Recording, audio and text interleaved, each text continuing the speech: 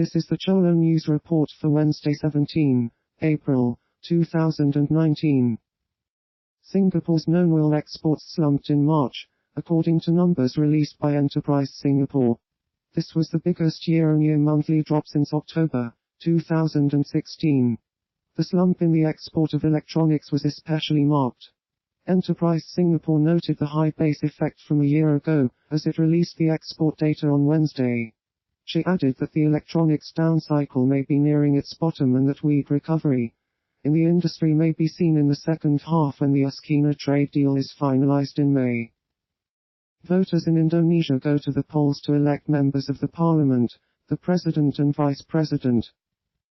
Contemplating whether one of the only true remaining democracies in Southeast Asia could be prone to a political upset akin to Brexit, Trump or Duterte, analysts predict Indonesia is likely to buck global trends. As president, Jokowi has impressed voters with his commitment to building infrastructure and social welfare, but has drawn criticism for failing to address past human rights abuses and chronic corruption, and most recently for leveraging the state apparatus, including law enforcement agencies and Islamic groups, to solidify his support base.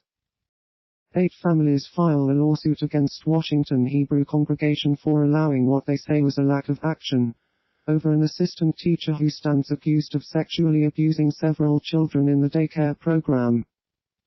8 families say a teacher at a Jewish preschool in Washington repeatedly sexually abused their children over the past 2 years, and they contend the school's leader and a prominent synagogue did nothing about it despite warnings.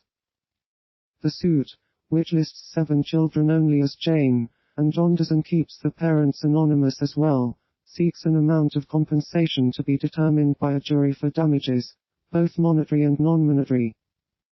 Jensen, who was hired by Washington Hebrew congregation to lead the Early Childhood Center in 2014, announced in February plans to leave her position after the end of the academic year.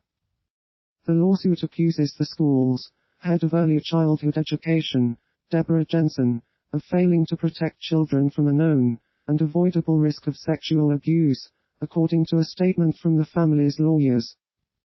The Hotline reporter claimed the alleged abuse began in September of 2017 and continued until August 15, 2018, 2 days before the police investigation started. U.S. President Donald J. Trump vetoes a congressional resolution against continued United States support for Saudi Arabia's war in Yemen.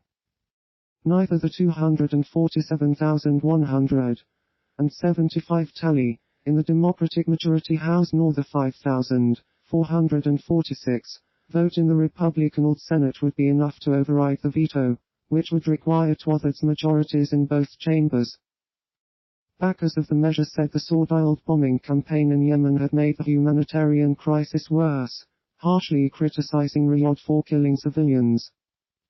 They also argued that U.S. involvement in Yemen violated the constitutional requirement that Congress, not the President, should determine when the country goes to war. Annapolis, Maryland daily newspaper The Capital is awarded a Pulitzer Prize for its coverage of a mass shooting inside its own offices on June 28, 2018, that left 5 of its employees dead.